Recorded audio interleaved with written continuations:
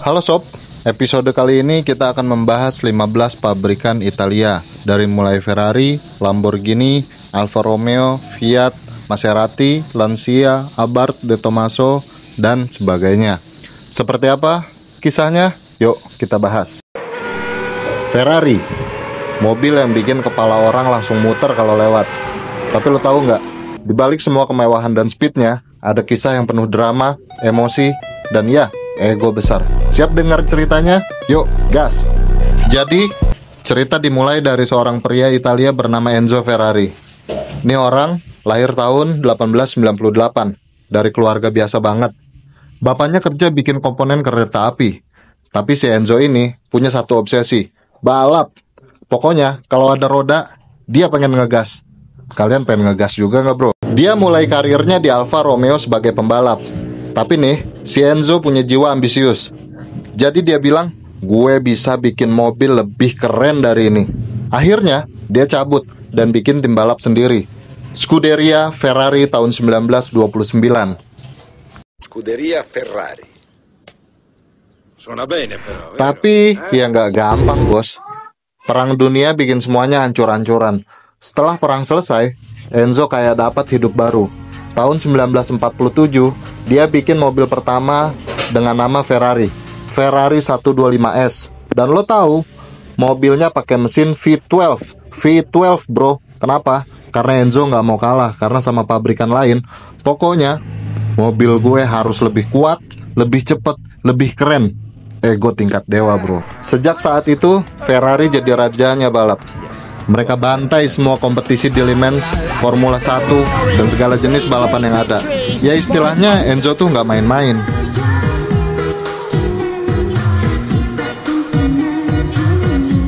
Ngomongin Ferrari nggak lengkap tanpa bahas rivalitas. Tahun 1960-an, Ferrari ribut gede sama Ford. Jadi ceritanya, Ford mau beli Ferrari. Tapi di tengah negosiasi, Enzo tiba-tiba bilang, nggak jadi, lu pikir bisa beli gue segampang itu? Wah, Ford ngamuk dong. Hasilnya, Ford bikin mobil sendiri dengan melempar Ferrari dari podium Le Mans. Tapi, Ferrari balas dendam. Di tahun-tahun berikutnya, ya, drama auto keren lah. Terus, apa yang bikin Ferrari spesial? Pertama, eksklusif banget. Ferrari tuh kayak gebetan. Susah, lu nggak bisa asal beli. Bahkan kalau lu kaya, mereka tetap milih apakah lu pantas punya mobil mereka. Ya kalau nggak pantas, kita beli Avanza aja bre.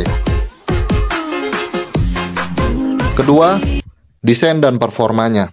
Mobil kayak F40, Enzo Ferrari, sampai La Ferrari tuh udah jadi legenda. Dan ingat, warna merah khas mereka, Rosso Corsa, itu udah jadi identitas Ferrari sejak zaman nenek moyang. Sekarang Ferrari nggak cuma soal kecepatan, tapi juga teknologi.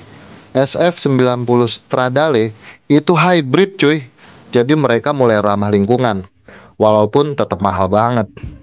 Dan fun fact, Ferrari nggak pernah bikin SUV. Tapi 2023 lalu, mereka ngeluarin Ferrari Prosong yang kayak crossover. Tapi tenang, tetap mahal bro. Harga murah di Ferrari nggak ada. Bahkan skrupnya aja mahal coy. Jadi itulah kisah singkat Ferrari, mobil yang lahir dari ego, didorong ambisi, dan sekarang jadi simbol kesuksesan. Kalau lu punya Ferrari, lu udah sultan. Kalau belum ya nggak apa-apa, nikmatin aja nonton videonya, ya kan bro. Jangan lupa like, share, dan subscribe BBM Channel. Gue pamit dulu, gas terus.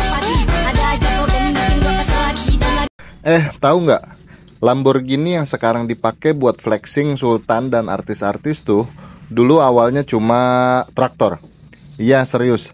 Nih gue ceritain kisah si Ferruccio Lamborghini, bapak yang sukses bikin mobil mahal gara-gara ngambek sama Ferrari. Kuy kita bahas.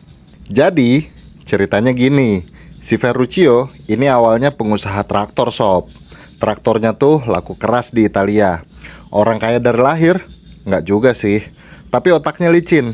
Pas perang dunia selesai, dia ngumpulin barang-barang sisa perang, dirakit jadi traktor, terus dijual. Duitnya ngalir kayak air PDAM bocor sob. Ternyata usahanya sukses dan makin kaya. Ferruccio mulai koleksi mobil sport. Tapi dia tuh perfeksionis banget. Suatu hari dia beli Ferrari nih sob, tapi kecewa berat karena mobil koplingnya suka ngadat. Gara-gara itu dia nekat ngomong ke bos Ferrarinya langsung, Pak Enzo. Nah, waktu dia komplain ke Pak Enzo Ferrari, tahu nggak jawaban Pak Enzo? Lu tuh cuma pembuat traktor bro, nggak ngerti mobil sport. Ha, jelek banget gak sih? Kalau kita mungkin cuma ngomel di Twitter, tapi Ferruccio beda. Dia langsung bilang, oke, gue bikin mobil yang lebih keren dari lo. Ferruccio beneran bikin perusahaan mobil sport tahun 1963. Model pertamanya Lamborghini 350 GT. Langsung ngehits. Mobilnya mewah, kencang, dan mesinnya halus kayak suara kamu pas mau minta utang gak ditagih. Tapi yang bikin Lamborghini jadi legenda tuh Miura. Mobil sport pertama dengan mesin tengah. Gila, waktu itu Miura kayak alien di dunia otomotif. Semua orang nganga lihat desainnya. Tapi nggak selamanya mulus sob. Tahun 70-an mereka sempat kesandung gara-gara krisis minyak. Ferrari ketawa di pojokan. Untungnya Lamborghini nggak mati. Tahun 1998 mereka dibeli sama Audi. Nah sejak itu semua berubah. Lamborghini jadi lebih tajir dari tetangga. Sekarang Lamborghini tuh udah kayak simbol sultan. Mobil-mobil mereka kayak Huracan, Aventador, sampai Urus, laku keras. Mau bikin orang teriak, wow, tinggal ngegas aja di depan mereka. Terus ada yang baru lagi, Lamborghini Revuelto, supercar hybrid yang tetap ngasih suara mesin brum-brum kayak jet tempur. Jadi pelajaran dari kisah ini adalah, kalau lu dihina, jangan cuma diam, balas dendam lu harus mahal. Kayak Ferruccio Lamborghini, hasilnya sekarang nama dia ada di mobil-mobil sultan. Mantap nggak tuh? Kalau suka konten kayak gini, jangan lupa like, komen, dan subscribe biar gue bisa beli ya. Minimal miniatur Lamborghini-nya dulu deh. Haha. See you.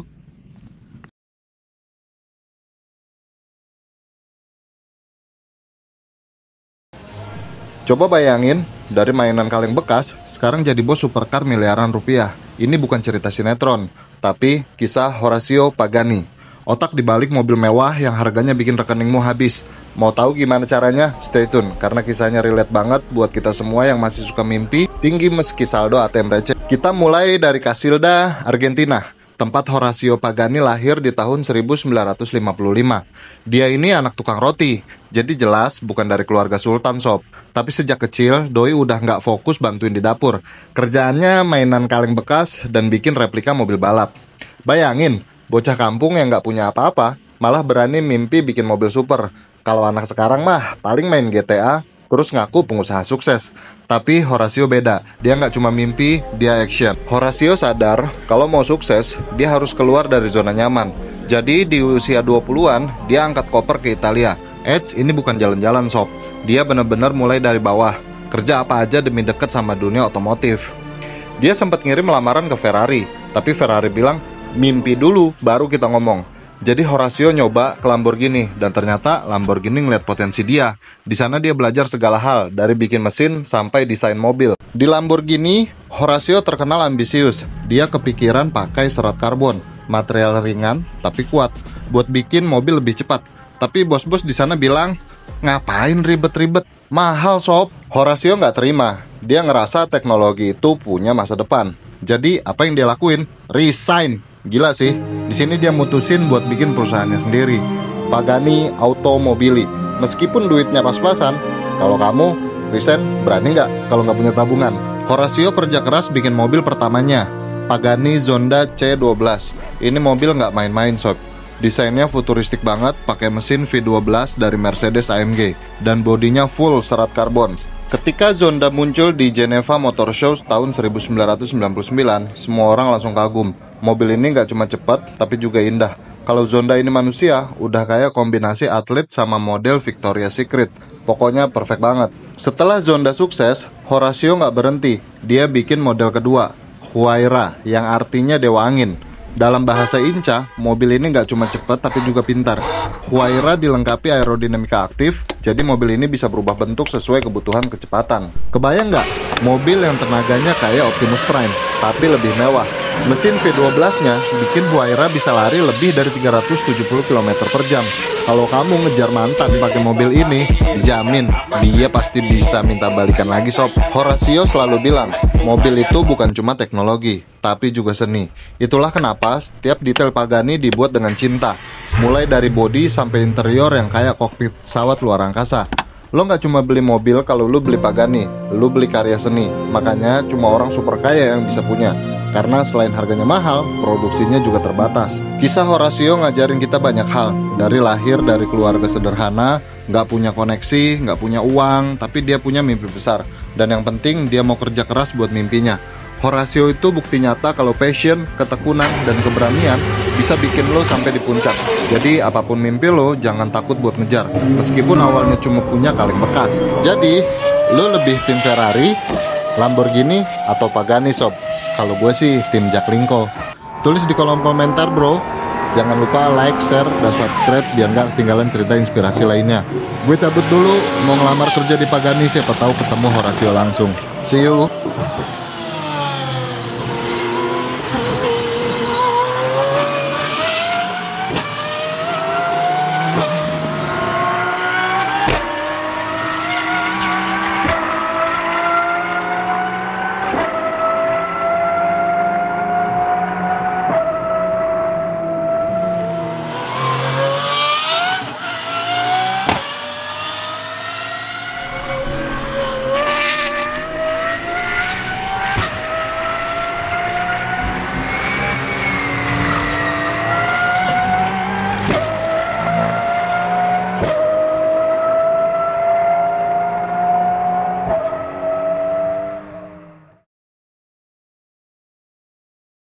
Pernah dengar cerita tentang 5 saudara yang punya mimpi besar, tapi harus kehilangan salah satu dari mereka di tengah perjalanan. Ini bukan drama Korea sob, tapi kisah nyata Maserati. Dari tragedi kehilangan hingga sukses besar di Formula 1. Perjalanan Maserati ini penuh lika-liku dan inspirasi. Yuk kita bongkar ceritanya, mulai dari bengkel kecil di Italia sampai jadi simbol kemewahan dunia. Oke, gini ceritanya. Maserati itu lahir di Italia tahun 1914 sob. Pas dunia lagi panas-panasnya karena Perang Dunia I. Tapi di tengah kekacauan itu, 5 saudara Maserati, Alfieri, Bindo, Carlo, Ettore, dan Ernesto memutuskan bikin bengkel mobil di Bologna. Nggak main-main, mereka langsung fokus ke mobil balap, sob. Saudara-saudara ini kayak Avenger di dunia otomotif, sob. Alfieri adalah pemimpinnya, otak yang jenius soal teknik. Carlo, si kakak tertua, sebelumnya juga pernah terjun di dunia balap dan pengembangan mesin. Sementara Bindo, Ettore, dan Ernesto adalah trio eksekutor yang memastikan semua ide gila Alfieri bisa jadi kenyataan. Mereka nggak cuma kerja bareng, tapi juga punya satu mimpi yang sama, bikin mobil tercepat di dunia. Tahun 1926, mereka akhirnya meluncurkan mobil pertama mereka yang pakai nama Maserati, yaitu Tipo 26. Mobil ini nggak cuma kencang, tapi juga cantik. Tipo 26 langsung sukses di dunia balap dan membawa nama Maserati jadi terkenal. Sayangnya, di tengah kejayaan ini Alfieri meninggal dunia akibat komplikasi dari kecelakaan balap yang pernah dialaminya, sob. Kehilangan Alfieri adalah pukulan berat bagi keluarga Maserati, karena dia adalah jiwa dari proyek mereka. Tapi saudara-saudaranya nggak mau nyerah. Mereka terus mengembangkan mobil balap, melanjutkan mimpi Alfieri, dan akhirnya membawa Maserati ke puncak kejayaan. Awalnya, Maserati itu fokus di balapan. Mereka bikin mobil-mobil yang nggak cuma ngebut, tapi juga tangguh di lintasan. Salah satu prestasi terbesar mereka adalah memenangkan Formula 1 pada tahun 1957. Pembalap legendaris Juan Manuel Fangio berhasil membawa Maserati 250F jadi juara dunia sob. Bayangin, ini kayak tim kecil yang tiba-tiba bisa ngalahin raksasa macam Ferrari. Tapi setelah kemenangan itu, mereka mulai mengalihkan perhatian ke mobil jalan raya. Salah satu karya mereka yang ikonik adalah Maserati 3500 GT sob. Mobil Grand Tourer mewah yang langsung jadi incaran para sultan di era 60-an. Ngomongin logo Maserati, kalian pasti tahu simbol Trisula yang ada di mobilnya. Itu bukan sekedar hiasan loh. Logo ini terinspirasi dari patung dewa laut Neptunus di Bologna, tempat Maserati lahir. Filosofinya, kekuatan, kecepatan, dan tentu saja gaya hidup mahal. Tahun 1937, keluarga Maserati menjual perusahaan ke pengusaha bernama Adolfo Orsi. Meski begitu, saudara-saudara Maserati tetap terlibat di sisi teknis. Mereka juga pindah markas dari Bologna ke Modena, yang sekarang jadi pusat otomotif Italia. Tahun 1968, Citroen beli Maserati. Ide mereka simpel, gabungin teknologi canggih Citroen sama jiwa balap Maserati. Tapi apa daya, krisis minyak tahun 70-an bikin Citroen menyerah. Untungnya Maserati diselamatkan oleh pengusaha asal Argentina, Alejandro de Tomaso. Setelah itu, perjalanan Maserati penuh lika-liku sob. Sampai akhirnya diambil alih Fiat Group pada tahun 1993. Di bawah Fiat, Maserati mulai bangkit lagi. Bahkan, Ferrari anak perusahaan Fiat ikut membantu mengembangkan teknologi mereka sob.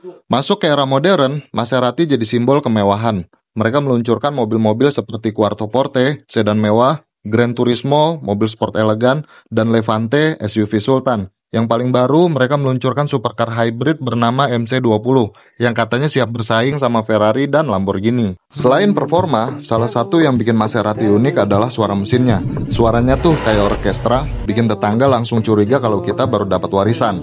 Nah, itu dia kisah Maserati sob. Dari tragedi saudara yang meninggal hingga kemenangan besar di Formula 1. Nggak cuma soal mobil, tapi juga tentang mimpi, perjuangan, dan bangkit dari keterpurukan sob. Kalau kalian suka cerita ini, jangan lupa like, komen, dan subscribe. Dan siapa tahu suatu hari nanti, kalian bisa parkir Maserati di garasi sendiri.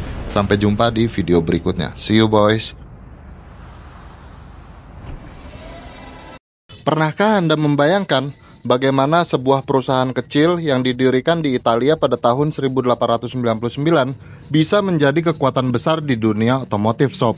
Dengan lebih dari 10 merek terkenal di bawah tangannya, Fiat adalah kisah sukses dari inovasi, keberanian, dan strategi bisnis yang cemerlang. Fiat atau Fabbrica Italiana Automobili Torino didirikan pada 11 Juli 1899 di Torino, Italia oleh Giovanni Agnelli bersama beberapa investor lainnya. Mobil pertamanya, Fiat 3,5 HP, diluncurkan pada 1990, diikuti dengan ekspansi besar-besaran dengan pabrik di Lingotto, Torino, yang mulai beroperasi pada 1903. Fiat mulai mendunia pada tahun 1910 dengan membuka pabrik di Amerika Serikat dan meluncurkan Fiat Tipo 3, mobil pertama dengan transmisi manual. Di era ini, Fiat berkontribusi dalam produksi kendaraan militer selama Perang Dunia I dan memperkenalkan mobil ikonik seperti Fiat 509 dan Fiat 522 pada tahun 1936.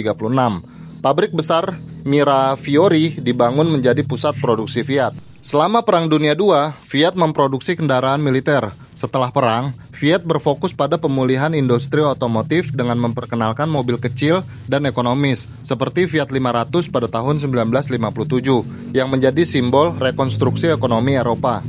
Fiat memperluas jangkauannya dengan membangun pabrik di luar Italia, termasuk di Eropa, Amerika Selatan, dan Afrika. Di era ini, Fiat meluncurkan model populer seperti Fiat 127, Fiat Uno, dan mengakuisisi merek-merek lain seperti Lancia dan Alfa Romeo. Fiat menghadapi krisis finansial pada tahun 1990-an, tetapi berhasil bangkit di bawah kendali keluarga Agnelli. Pada 2009, Fiat mengakuisisi Chrysler yang memberikan pijakan kuat di pasar Amerika Serikat sob. Pada 2014, Fiat Chrysler Automobiles atau FCA dibentuk, menandai era baru bagi Fiat sebagai pemain global. Pada 2021, FCA bergabung dengan PSA Group untuk membentuk Stellantis, salah satu perusahaan otomotif terbesar di dunia sob. Merek-merek yang sekarang tergabung di dalam Fiat Group atau sekarang ini namanya Stellantis yaitu Abarth, Alfa Romeo, Chrysler, Dodge, Fiat, Fiat Professional, Jeep, Lancia, Maserati, dan Ram Trucks. Fiat juga pernah memiliki merek-merek seperti AMC, Amerika Serikat sampai tahun 1988, Auto Bianchi, Innocenti, Lamborghini yang sekarang dimiliki oleh Volkswagen Group, Plymouth, dan SRT sampai tahun 2014 sob. Fiat terus memadukan desain khas Italia dengan teknologi canggih. Model ikonik seperti Fiat 500, Panda, dan Uno telah menjadi favorit di berbagai generasi, membuktikan bahwa Fiat mampu beradaptasi dengan perubahan zaman sob. Ingin tahu lebih banyak tentang sejarah Fiat dan inovasi otomotif lainnya? Jangan lewatkan konten menarik di kanal BBM. Subscribe sekarang dan temukan kisah-kisah otomotif terbaik hanya untuk Anda. See you boys. Pernah nggak sih kalian lihat mobil keren di jalan terus berpikir, ini mobil siapa sih yang desain? Kok kayak mobil orang kaya yang punya villa di Italia? Nah, ada satu merek yang mobilnya tuh selalu punya aura sultan, tapi juga bisa bikin mekanik nangis sob. Alfa Romeo gengs. Hari ini kita bongkar sejarah mobil yang katanya romantis, tapi juga sering ngambek. Stay tune. Halo sob, balik lagi bareng gue di channel penuh cerita seru dan asik. Kali ini kita bakal bahas tentang Alfa Romeo, tapi tenang, ini nggak kayak pelajaran sejarah yang bikin ngantuk sob. Ceritanya bakal gue kasih bumbu biar kayak pizza Italia, gurih dan nggak bikin bosan. Jangan lupa like, subscribe, dan nyalain loncengnya ya, karena siapa tahu nanti gue bakal bahas sejarah mobil balap lain yang lebih gokil. Jadi gini, ceritanya dimulai di tahun 1910 di Milan, Italia. Ada sebuah perusahaan mobil bernama Anonima Lombarda Fabbrica Automobili. Nah, coba kalian ulang nama itu 5 kali. Susah kan? Makanya mereka ganti nama jadi Alfa, yang artinya awal, supaya gampang diinget sob. Terus Romeo-nya dari mana? Tenang, ini bukan cerita cinta Romeo dan Juliet sob. Romeo itu nama bos barunya, Nicola Romeo, yang masuk perusahaan tahun 1915. Jadi Alfa plus Romeo sama dengan mobil keren plus nama yang gampang diingat. Di tahun 1920-an, Alfa Romeo nggak cuma bikin mobil buat jalan-jalan santai di Italia sob, tapi juga ikut balapan. Mereka kayak anak sekolah yang pengen jadi paling keren di kelas, dan mereka sukses. Tahun 1925, Alfa Romeo jadi juara dunia balapan mobil pertama. Mereka bawa pulang trofi dan tetangga-tetangga langsung iri. Tapi ada satu rahasia sob, mobil mereka keren banget di trek balap, tapi suka mogok di jalan raya. Iya, Alfa udah terkenal drama sejak zaman dulu gengs. Fast forward ke tahun 1980-an, Alfa Romeo mulai kena karma. Mereka ngeluarin mobil-mobil yang desainnya masih kece, tapi mesinnya, sering rewel. Akhirnya, perusahaan mulai kehabisan duit kayak anak sekolah yang hobi jajan tapi lupa bayar uang kas. Untungnya, ada Fiat, perusahaan besar di Italia yang datang nyelamatin mereka. Fiat beli Alfa Romeo dan bilang, udah, sini gue yang urus. Tapi drama Alfa tetap lanjut, karena ya, itu tradisi. Masuk ke era modern, Alfa Romeo mulai bangkit lagi. Mobil-mobil mereka sekarang kayak cowok ganteng di Instagram. Desainnya luar biasa cakep, tapi kadang masih suka ngambek kalau nggak dirawat dengan cinta. Contohnya Alfa Giulia Quadrifoglio, susah banget namanya. Mobil yang bisa lari kayak atlet olimpiade, tapi kalau oli lupa ganti, ya see you goodbye sob. Jadi, kesimpulannya Alfa Romeo itu kayak pacar yang ganteng atau cantik banget, tapi juga manja. Kalau kalian sabar, kalian bakal dapat pengalaman berkendara yang gak ada duanya. Tapi kalau nggak sabar, ya siap-siap jadi sahabat akrab bengkel sob. Anyway, gimana? Kalian tertarik punya Alfa Romeo? Atau malah takut drama? Tulis pendapat kalian di kolom komentar ya. Jangan lupa like video ini, subscribe, biar nggak ketinggalan cerita seru lainnya. Dan share ke teman kalian yang suka mobil. Sampai ketemu di video berikutnya. See you boys.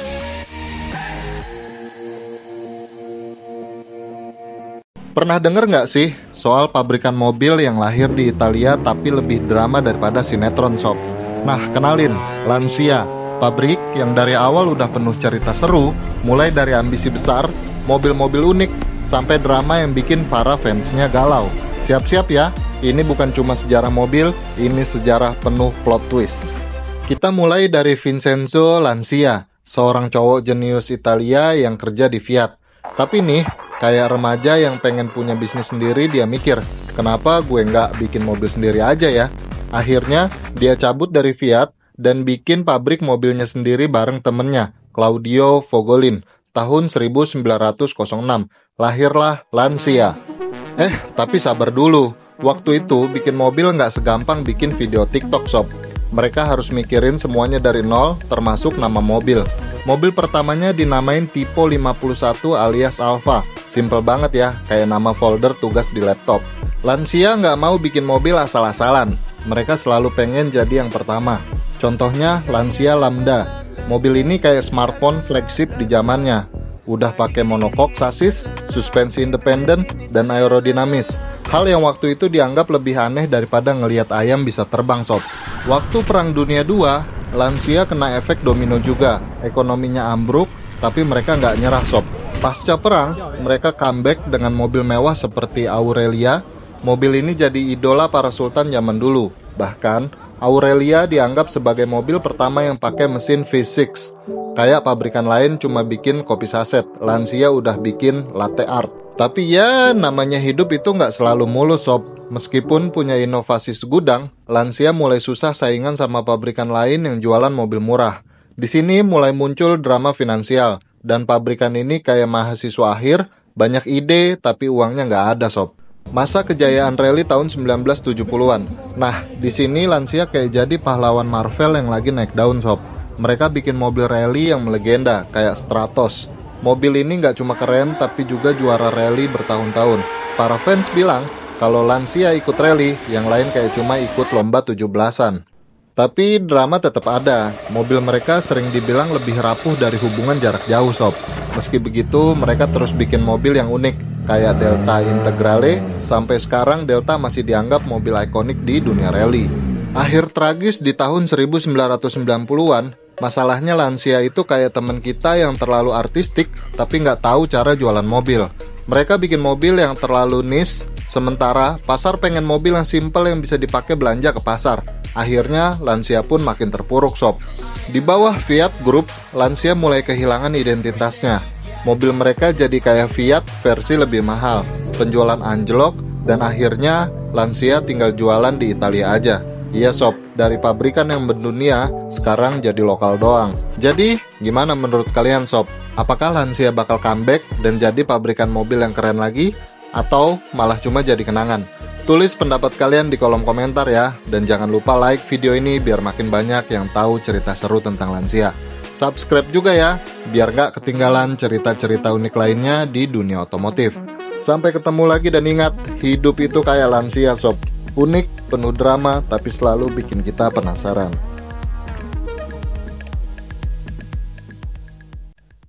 Halo sob, pernah dengar nama De Tomaso? Kalau belum, tenang, kamu nggak sendirian. Pabrikan Italia ini mungkin nggak setenar Ferrari atau Lamborghini, tapi kisahnya, wah, penuh drama, ambisi, dan sedikit rasa nggak tahu diri. Siap-siap dengerin cerita epik tentang pabrikan kecil yang berani lawan raksasa? Jangan lupa like dulu videonya, biar nggak kalah keren sama mobil ini. Let's go! Jadi ceritanya tahun 1959 di Modena, Italia, kota yang udah terkenal sama Ferrari dan Maserati. Muncul satu nama baru, Alejandro De Tomaso. Siapa dia? Seorang pria Argentina yang katanya punya dua passion besar sob, balapan dan bikin masalah. Dia pindah ke Italia dengan satu mimpi besar, mau bikin mobil yang bisa ngalahin Ferrari. Iya, Ferrari. Mimpi besar, modal, ya secukupnya aja sob. Awal karir Alejandro nggak jauh-jauh dari balapan sob. Tapi entah kenapa dia lebih sering crash daripada menang. Akhirnya dia mikir, daripada gue yang hancur, mending mobil orang lain aja. Dari situlah dia mulai bikin pabrikan De Tomaso. Mobil pertama De Tomaso itu, ya bisa dibilang percobaan. Namanya Vallelunga, mobil kecil yang pakai mesin Ford. Hasilnya, ya lumayan lah, buat dipajang di garasi. Penjualannya, nihil sob, tapi Alejandro nggak nyerah. Nah, momen paling gemilang De Tomaso datang di tahun 1970-an dengan mobil yang namanya sekeren superhero, Pantera. Mobil ini hasil kolaborasi antara Italia yang ahli bikin bodi keren sama Amerika yang suka mesin bertenaga gede. Jadi Pantera ini pakai mesin V8 punya Ford yang bikin suara grum tiap dinyalain. Tapi ada masalah sob. Alejandro itu pengusaha ambisius, tapi detail kecil kayak kualitas sering dianggap sepele. Jadi mobilnya kencang tapi suka overheating. Remnya kadang nggak mau kerja, dan pintunya kadang nggak mau ditutup sob. Tapi hey, siapa yang peduli? Kan keren buat dipamerin. Sayangnya, ambisi besar Alejandro nggak selalu sesuai sama realitas sob. De Tomaso mulai beli-beli perusahaan lain kayak Maserati dan Benelli, tapi akhirnya malah bikin hutang menggunung. Udah gitu, teknologi mereka mulai ketinggalan zaman sob, sementara kompetitor makin gila. Di tahun 1993, Alejandro De Tomaso sakit parah sob, dan perusahaan mulai goyah. Akhirnya di awal 2000-an, De Tomaso resmi tutup.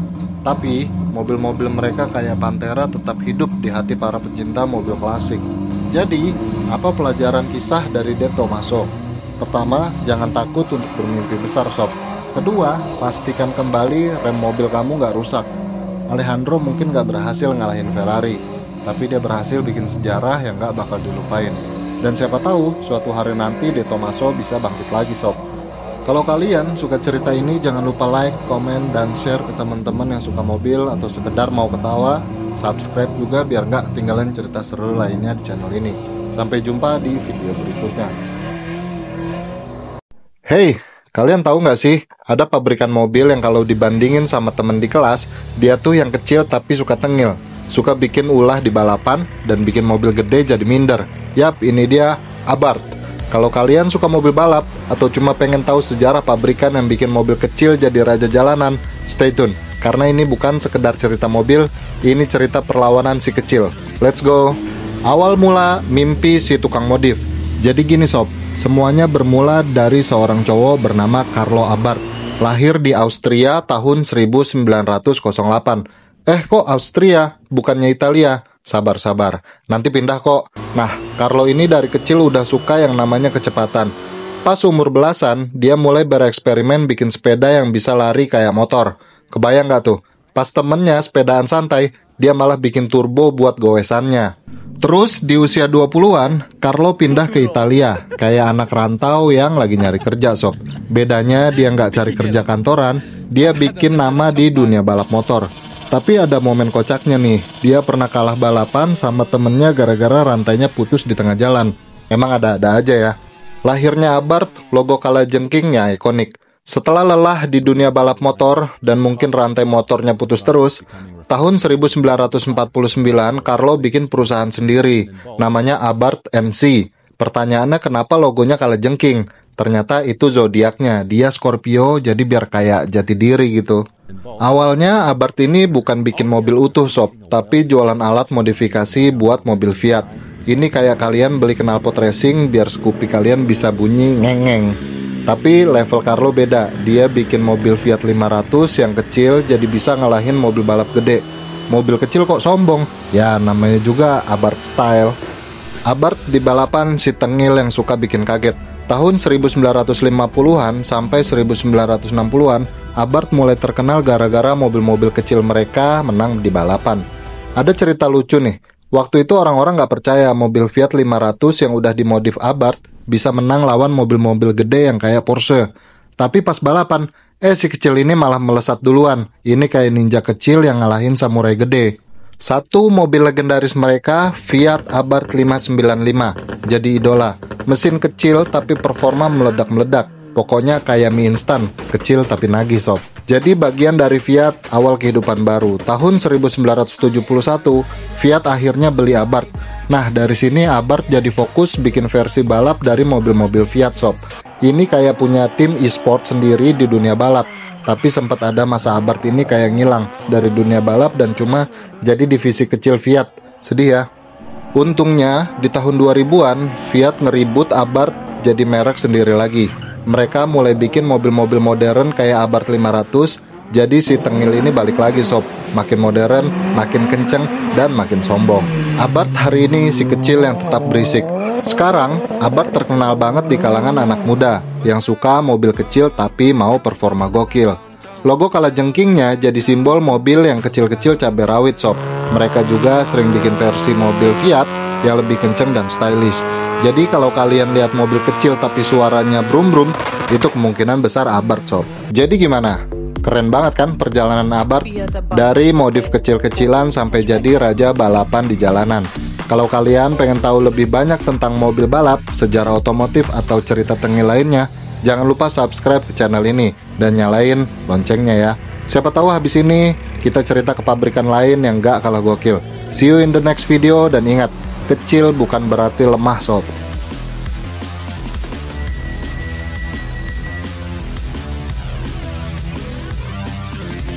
Kalau ngomongin Italia, pasti yang keingetan pizza, pasta, sama desain mobil yang keren yang bikin mata melek. Nah, di episode kali ini kita bakal ngomongin salah satu pabrikan desain mobil paling top, yaitu Pininfarina. Tapi inget ya, ini bukan nama restoran pasta sob.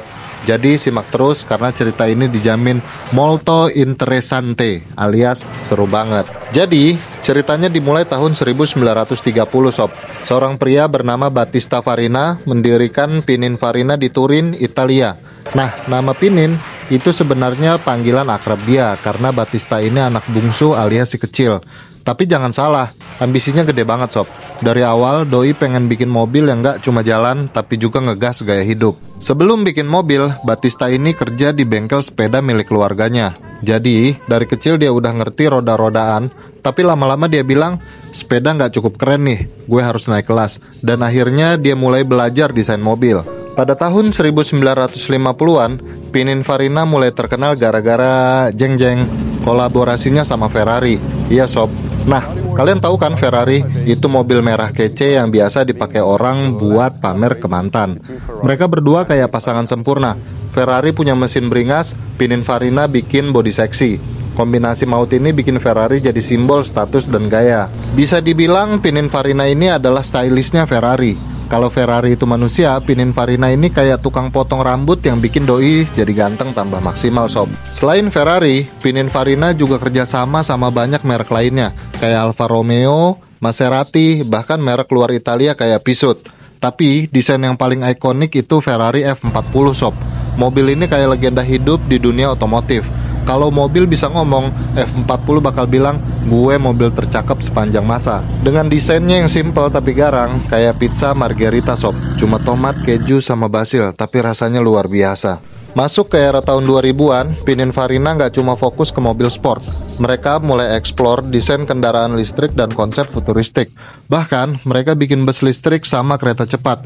Jadi, kalau kalian pernah naik kereta cepat di Eropa, bisa jadi itu karya mereka. Ini bukti kalau Pininfarina nggak cuma mikirin gaya sob, tapi juga masa depan. Mungkin suatu hari mereka bakal desain sepeda terbang atau kapal selam keren. Siapa tahu ya kan? Filosofi Pininfarina, desain itu jiwa kendaraan. Buat Pininfarina, desain itu lebih dari sekedar tampang. Desain adalah jiwa dari kendaraan. Makanya, setiap mobil yang mereka desain selalu punya cerita dan karakter. Gak heran kalau mereka jadi pabrikan desain paling dihormati di dunia. Battista bilang, mobil itu harus bisa dibikin dengan hati orang yang lihat deg-degan. Kalau enggak, mending jadi angkot aja sob. Walaupun Battista Farina udah nggak ada, nama Pininfarina tetap hidup lewat karya-karyanya. Bahkan, mereka sekarang punya banyak mobil listrik sendiri. Namanya Battista, sebagai penghormatan buat pendiri mereka. Mobil ini bro, kece banget. Ngebutnya aja dari 0 sampai ke 100 km per jam cuma dalam 2 detik. Itu kalau dipakai balap sama pelari tercepat di dunia udah pasti menang lah. Kalau kalian punya 3 juta dolar, mobil ini bisa jadi punya kalian. Tapi kalau enggak, ya udah nonton video ini aja, gratis kok. Jadi, apa pelajaran yang bisa kita ambil dari kisah Pininfarina sob? Kalau kamu punya mimpi besar, jangan takut mulai dari kecil. Siapa tahu usaha kecil kamu hari ini bisa jadi legenda di dunia. Oh, jangan lupa, selalu desain hidupmu biar makin kece. Oke, sekian dulu cerita kali ini. Jangan lupa komen, like, dan subscribe biar saya bisa semangat bikin cerita konten lainnya. Sampai jumpa di video berikutnya.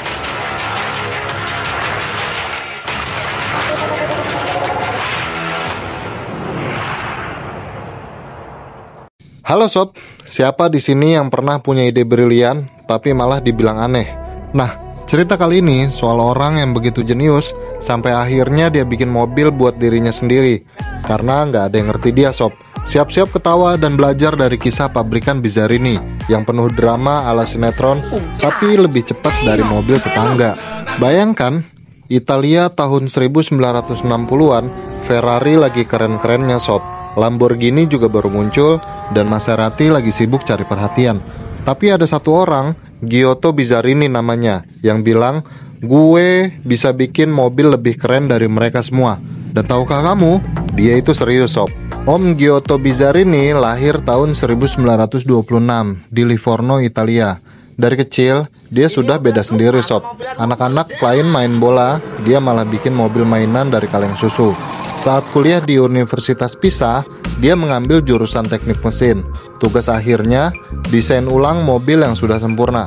Kalau ini nggak bikin dosennya pusing, nggak tahu lagi deh. Setelah lulus, Om Giotto langsung kerja di Alfa Romeo. Tapi cuma sebentar. Kenapa? Karena dia dapat panggilan dari Ferrari sob, tahun 1957. Dia jadi salah satu otak di balik Ferrari 250 GTO, salah satu mobil paling ikonik sepanjang masa sob. Tapi, masalahnya Pak Enzo Ferrari, bosnya Ferrari, bukan tipe bos yang suka didebat sob. Dan Giotto ini, ya dia itu suka debat. Jadilah dia cabut dari Ferrari gara-gara ribut soal desain.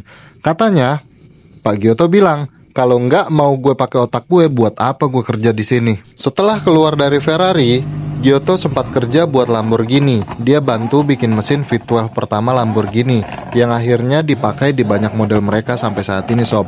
Tapi ya namanya Giotto, dia nggak bisa diam, sob. Dia merasa belum puas sampai dia memutuskan bikin perusahaan sendiri yang bernama Bizzarini SPA tahun 1964. Apa yang dia bikin? Dia bikin mobil-mobil yang cepat, seksi, dan mahal banget. Salah satu model paling terkenal adalah Bizzarini 5300 GT Strada.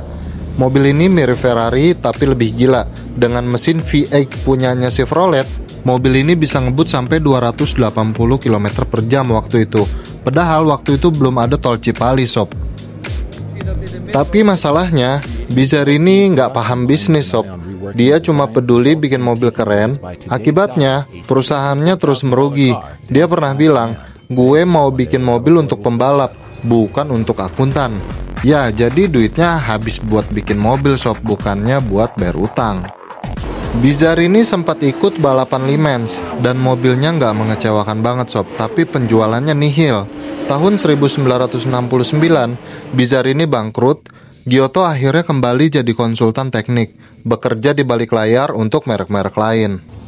Dan yang lucu, mobil-mobil Bizzarini sekarang dianggap sebagai karya seni. Kalau dulu nggak laku, sekarang satu unit bisa laku miliaran rupiah di pelelangan. Iya, miliaran. Jadi, walaupun perusahaannya tutup, namanya tetap dikenang, sob. Coba bayangin, kalau Giotto Bizzarini jadi teman kamu, sob. Dia mungkin tipe orang yang bakal bikin mesin go-kart buat balapan di sekolah, tapi lupa bawa uang jajan. Atau bikin mobil remote control super cepat, tapi nggak bisa stop pas nabrak tembok. Dari kisah Bizzarini ini, kita belajar kalau jadi orang jenius itu nggak cukup, sob. Harus ada tim yang ngerti bisnis, marketing, dan ya buat bayar utang. Tapi kalau nggak ada orang kayak Giotto, dunia bakal lebih membosankan, karena nggak ada yang berani bikin sesuatu yang beda, sob. Jadi gimana? Kalau kamu suka cerita-cerita inspiratif kayak gini, jangan lupa like ya, subscribe, dan share channel ini ke teman-teman kamu. Karena siapa tahu di antara kita ada calon Giotto Bizzarini berikutnya. Tapi ingat, jangan cuma jenius bikin sesuatu. Pastikan juga kamu nggak lupa bayar tagihan listrik ya, sob. Sampai jumpa di cerita sejarah lainnya yang nggak kalah seru. Gue cabut dulu, sampai jumpa di video berikutnya. Halo sob, pernah dengar pabrikan Italia yang namanya Iso Rivolta? Kalau belum, nih spoiler. Kisahnya ada moge keren, mobil super cepat, dan mafia pizza. Penasaran kan? Simak cerita ini sampai habis, sob.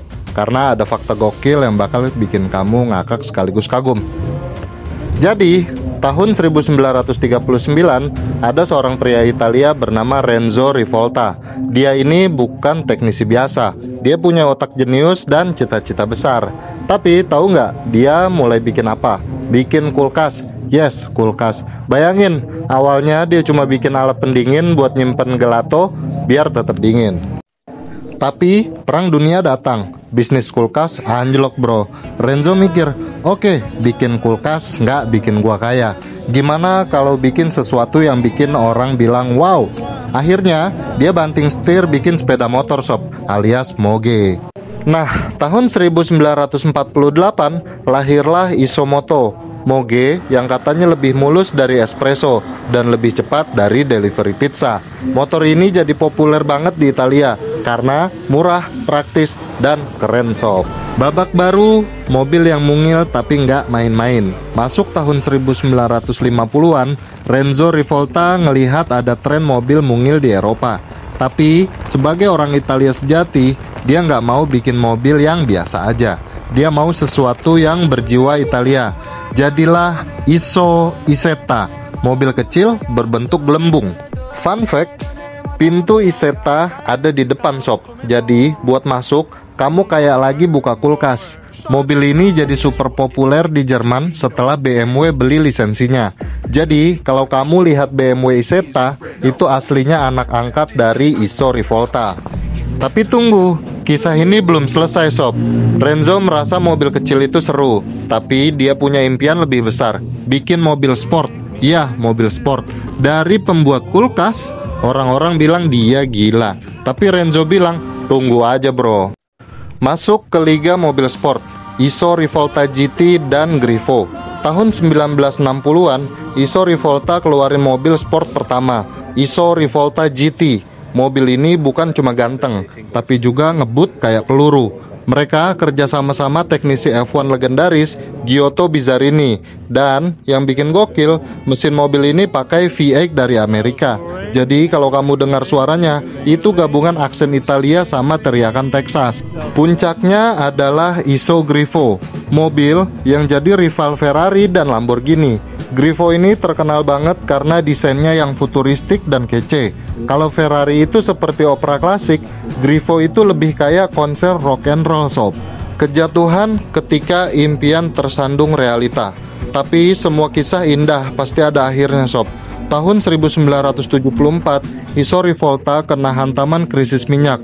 Mobil sport boros, bensin jadi nggak laku. Dan akhirnya perusahaan ini tutup sob. Tapi Renzo Rivolta meninggalkan warisan besar. Dia ngajarin dunia kalau Italia nggak cuma jago bikin pizza, tapi juga mobil keren. Jadi gimana sob? Menurut kamu kisah Iso Rivolta ini dari kulkas, moge, sampai bikin mobil sport, semua ada di sini. Kalau kamu suka cerita kayak gini, jangan lupa like ya, share, dan subscribe. Karena kita bakal bahas lebih banyak sejarah unik otomotif yang nggak cuma bikin kamu paham, tapi juga ketawa. Sampai jumpa di video berikutnya.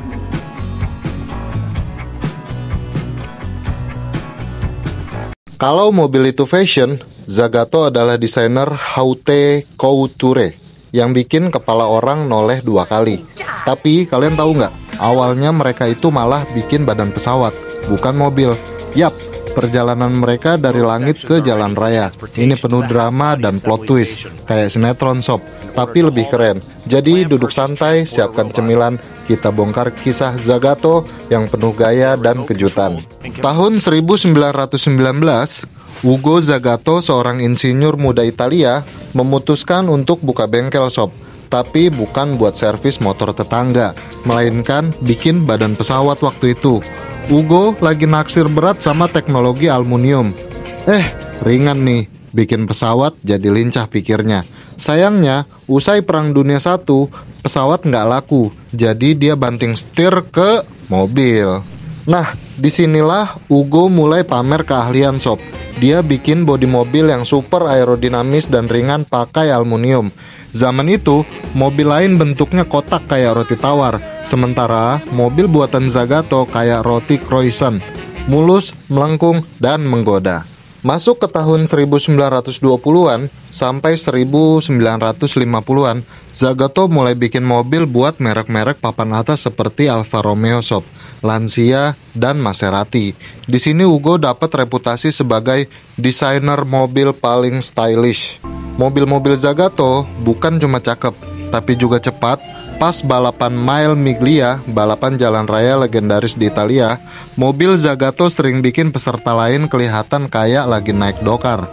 Banyak bangsawan dan orang kaya mulai pesan mobil custom. Pokoknya kalau nggak punya mobil Zagato, status sosialmu dipertanyakan. Tapi ya, drama itu nggak pernah jauh dari dunia otomotif sob. Zagato pernah nyaris bangkrut waktu Perang Dunia Kedua. Bukan karena desainnya jelek, tapi karena bengkel mereka dihajar bom. Untung, Ugo bukan tipe orang yang gampang menyerah. Dia bangkit lagi dengan desain lebih epik. Masuk tahun 1960-an, Zagato makin terkenal gara-gara desain yang unik. Contohnya Alfa Romeo SZ Sprint Zagato yang bentuknya kayak kapsul alien. Ada juga Fiat Abarth 750 yang atapnya agak cembung supaya kepala pengemudi nggak mentok. Orang-orang awalnya ngira itu ide aneh, tapi lama-lama sadar, keren juga ya. Tapi nggak semua eksperimen sukses. Ada beberapa desain yang bikin orang mikir, ini mobil apa karya seni abstrak sih? Mesti begitu, Zagato tetap jadi favorit para kolektor karena keberanian mereka mencoba hal baru sob. Hari ini Zagato nggak bikin mobil biasa sob. Mereka fokus ke proyek-proyek eksklusif. Misalnya Aston Martin Vanquish Zagato yang cuma diproduksi sebanyak 99 unit aja.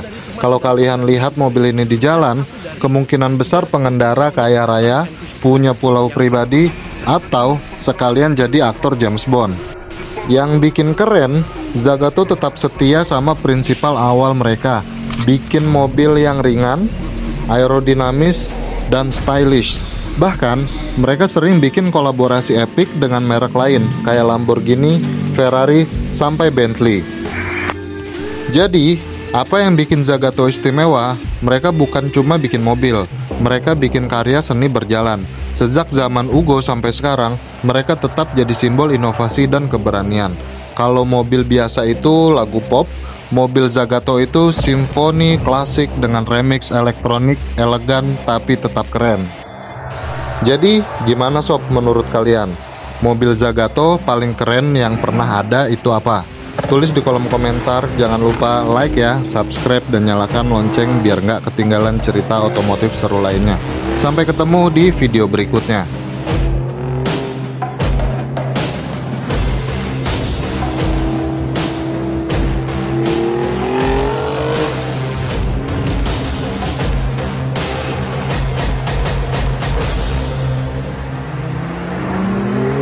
Halo sob, pernah nggak sih kalian dengar nama Ferrari, Lamborghini, atau Maserati? Pasti pernah dong. Tapi kalau gue bilang ATS, langsung pada ngeblank kan? Nih, duduk dulu deh.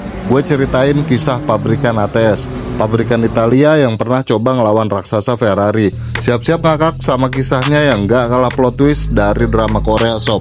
Ada beberapa insinyur Ferrari yang nggak terima diperlakukan kayak tisu toilet sob. Mereka ngomong Enzo tuh ya galaknya kebangetan banget. Kita cabut aja yuk, bikin pabrikan sendiri. Akhirnya, sekelompok mantan pegawai Ferrari termasuk Carlo Citti dan Giotto Bizzarini keluar dari Ferrari dengan penuh drama, kayak anak kos yang ngamuk karena disuruh bayar listrik sob.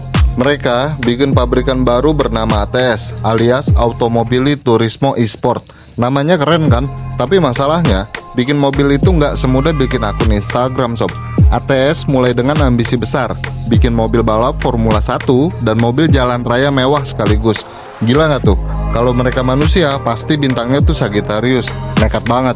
Mobil balap pertama mereka, ATS Tipo 100, didesain buat melawan Ferrari di arena Formula 1 sob.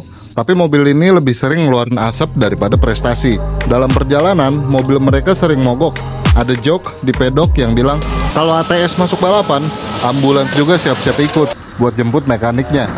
Nggak puas cuma malu-maluin di Formula 1, ATS juga bikin mobil jalan raya bernama ATS 2500 GT.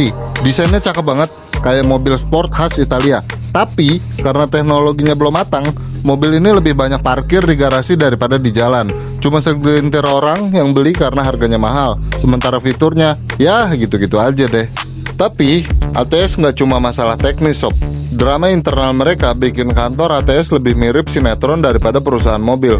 Orang-orang di dalam sering ribut, duit makin habis, investor pada kabur, dan akhirnya pabrikannya bangkrut dalam waktu kurang dari 3 tahun. Setelah itu, ATS sempat coba hidup lagi di tahun 2010-an. Kayak mantan yang tiba-tiba chat, "Hai, apa kabar?" Tapi comeback mereka juga nggak berlangsung lama. Meskipun mobil-mobilnya barunya keren, ATS nggak bisa bersaing di dunia otomotif modern. Jadi, apa yang bisa kita pelajari dari kisah ATS? Pertama, jangan nekat kalau nggak siap. Kedua, kalau mau lawan raksasa kayak Ferrari, pastikan mobil kamu nggak mogok di tengah jalan. Dan ketiga, kadang ambisi besar butuh fondasi yang kuat, bukan cuma semangat. Nah, kalau kalian suka cerita unik dan bersejarah kayak gini, jangan lupa klik tombol like, subscribe, dan aktifkan loncengnya ya, biar nggak ketinggalan cerita-cerita seru yang lainnya. Sampai jumpa di video berikutnya.